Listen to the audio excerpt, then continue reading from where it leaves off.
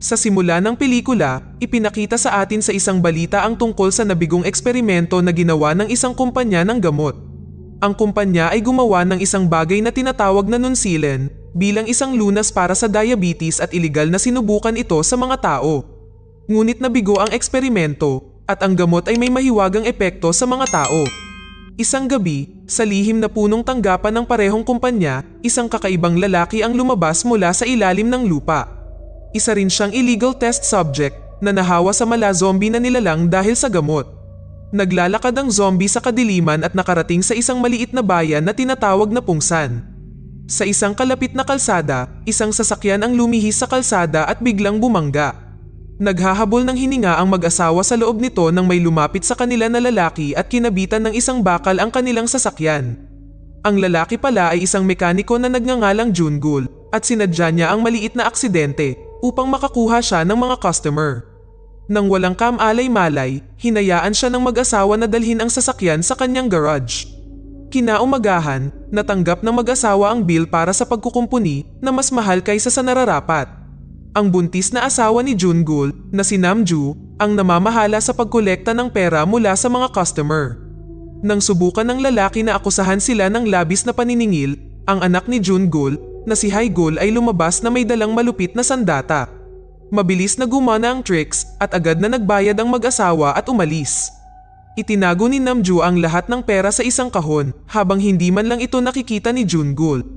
Sa sumunod na eksena, naglalakad ang zombie sa isang kalsada na naghahanap ng makakain. May nakita siyang dalawang babae at sinubukan niyang puntahan ang mga ito, ngunit iniwasan lang siya ng mga ito. Habang nakikita nating nabigo siyang kagatin ang mga tao, naging malinaw na ang lalaking ito ay hindi katulad ng mga karaniwang mapanganib na zombie. Kahit ang mga maliliit na bata ay binabato siya at tinutukso tungkol sa kanyang hitsura. Pagkatapos ay nakatagpo siya ng isang ligaw na aso at sinubukan itong kainin, ngunit sa halip, siya ang hinabol para sa kanyang sarili. Pinagmamasdan siya ng mga lokal na tumatakbo mula sa aso na nalilito. Samantala, sa tahanan ni Jungul, ang kanyang ama na si Manjok ay naglalaro ng baraha kasama ang kanyang mga kaibigan gaya ng dati. Narinig niya ang malakas na tahol ng aso sa labas ng bahay at lumabas para palayasin ito, lingid sa kanyang kaalaman na nasa loob ng banyo ang zombie. Pumasok si Manjok at inatake ng zombie, nagawa niyang kagatin ang matanda at tumakbo palayo pagkatapos. Sa kanyang paglalakbay, naabutan niya si Haigul na tinamaan siya sa itlog. Pareho silang hinahabol ng parehong asong gala. Habang sinusubukang tumakas, narating nila ang hangganan ng nayon at nakita ang tiyuhin ni Haigul na si Mingul. Babalik na siya sa nayon matapos matanggal sa trabaho sa lungsod. Sa huli, silang tatlo na ang hinahabol ng aso. Nahulog si Haigul sa kalsada na naging madali para sa zombie na makuha siya, ngunit bago niya akmang atikihin ang babae, nabangga siya ng kotse at pinalipad siya sa isang field. Ang zombie ay mahimalang nakaligtas at tumakas. Nang maglaon, bumalik si Lolo Manjok mula sa ospital matapos malagyan ng benda ang kanyang sugat. Malalaman natin na ang tanging hiling ni Manjok sa buhay ay makabisita sa Hawaii balang araw. Mayroon pa siyang mga larawan ng Hawaii sa kanyang dingding at madalas na nagsusuot ng Hawaiian shirt. Nang gabing iyon, nakaupo siya sa harap ng isang fan na hindi normal ang init. Samantala, ang zombie ay hinahabol pa rin ng aso sa paligid ng baryo. Nakarinig si Haigul ng ingay mula sa garahe. Siya at si Manjok ay pumunta upang tingnan ang nanghihimasok at natuklasan ang zombie na nagtatago sa loob. Hinampas siya ni Manjok ng pala para makaganti. Dumating din doon si Jungul at sinipa ng flying kick ang zombie. Sa kalaunan, ang buong pamilya ay nagtipon sa garahe at nagulantang nang matuklasan ang nangyari. Ipinapalagay nila na patay na ito, tinitigan nila siyang mabuti at napagtanto na hindi siya isang normal na tao. Nabuhay muli ang zombie na ikinagulat ng pamilya, nagmamadali silang lumabas at ikinulong siya sa garahe. Sa wakas ay sinabi ni Mingul sa iba na ang lalaki ay maaaring isang zombie at ipinakita sa kanila ang isang clip mula sa pelikulang Train to Busan. Alam ng pamilya na ang taong nakagat ng zombie ay nagiging kabilang sa kanila. Kaya, nang hindi nalalaman ni Manjok ay pinatumba siya ng ina na si Namju gamit ang isang kawali. Ikinulong nila ang lalaki sa loob ng kanyang trailer para sa kanilang kaligtasan. Kinabukasan ay nagsaliksik si Mingul sa mga zombie at marami siyang nalaman tungkol sa mga ito. Ipinaliwanag niya sa iba na ang isang taong nakagat ng zombie ay namamatay at muling nabubuhay na gusto nilang kumain ng utak ng tao. Kaya naman gusto ng zombie sa garahe ang repolyo ay dahil napagkamalan niya itong utak. Iminungkahi ni Mingul na patayin si Manjok bago niya sila patayin. Habang nag-uusap ang pamilya ay lumabas si Manjok sa trailer at pumasok sa bahay ng isang natulala na si Mingul at hinampes ang matanda sa ulo ngunit pinagalitan ng iba pang pamilya. Pagkatapos noon ay pinangalanan ni Haigul ang zombie na Jongbi at tinatrato siya na parang alagang hayop. Napagtanto ni Namjoon na hindi talaga siya nakakapinsala ngunit tinanggal niya ang lahat ng kanyang ngipin bilang pag-iingat. Nang sumunod na araw, sa sorpresa ng lahat, hindi naging zombie si Manjok. Sa katunayan, nagsimula siyang maging mas bata dahil sa impeksyon. Nakikita siya ng mga dati niyang kaibigan na umiihi na parang binata at nakiusap na sabihin sa kanila ang sikreto ng kanyang bagong kabataan. Ang isa sa kanila na ikakasal na sa lalong madaling panahon ay nag-alok kay Manjok ng tiket sa Hawaii bilang kapalit ng sikreto. Nang marinig ito, sinabi sa kanya ni Manjok ang tungkol kay Jongbi. Ang kanilang pag-uusap ay narinig ni Mingul na nagbabalak na ibenta si Jongbi para sa pera.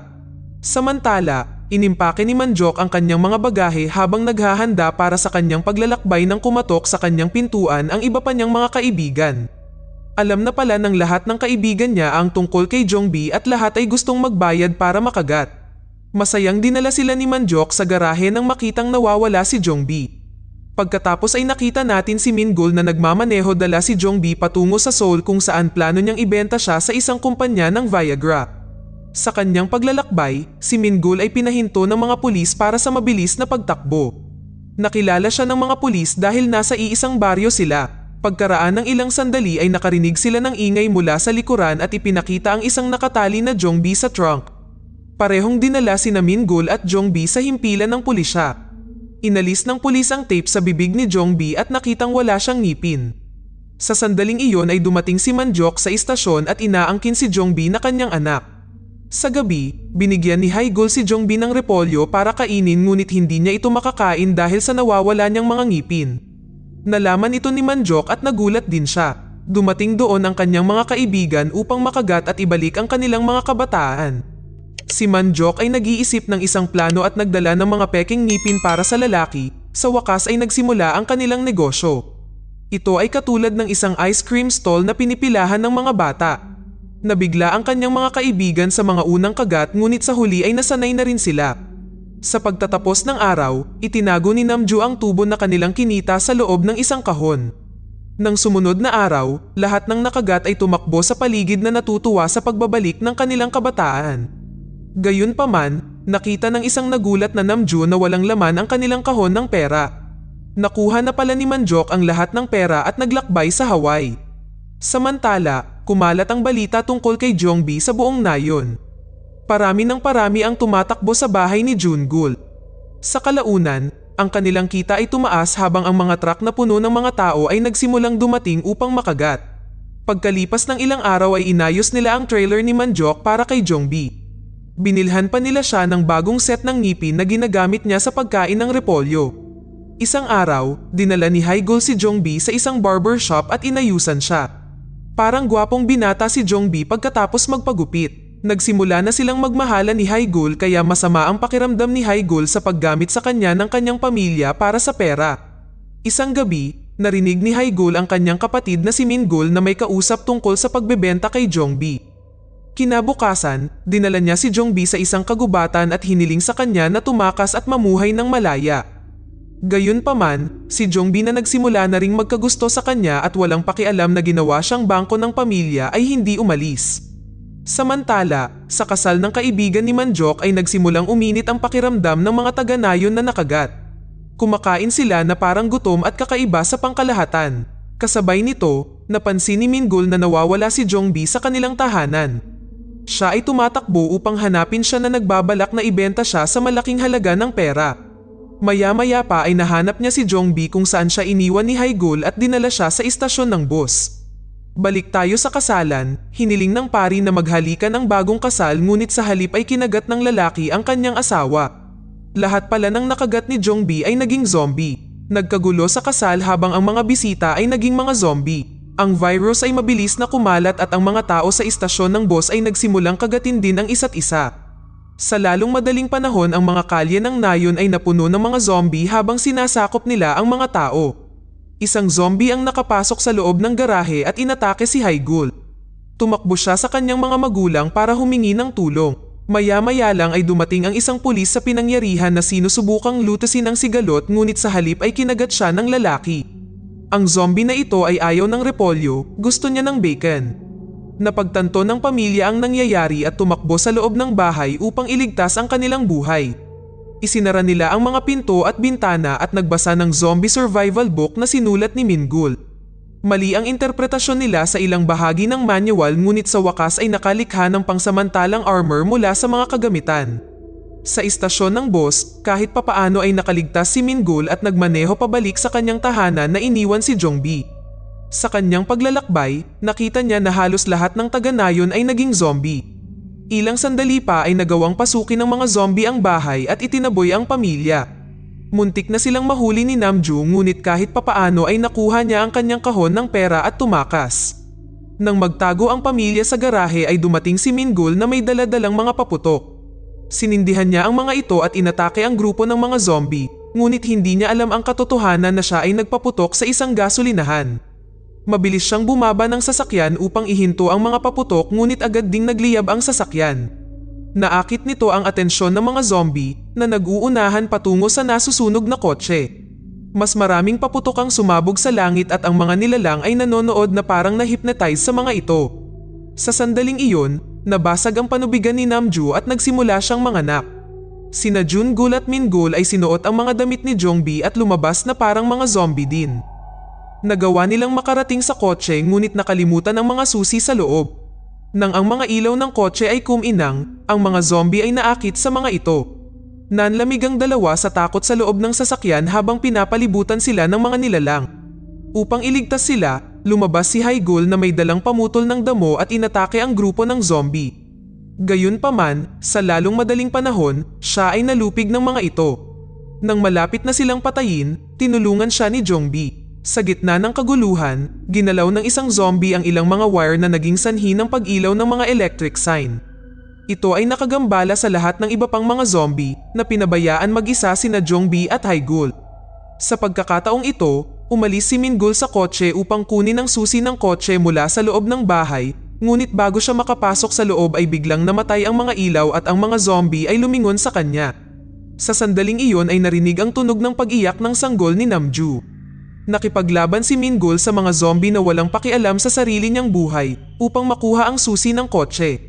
Ang sanggol at si Namju ay nasa loob ng trailer na nakakabit sa kotse.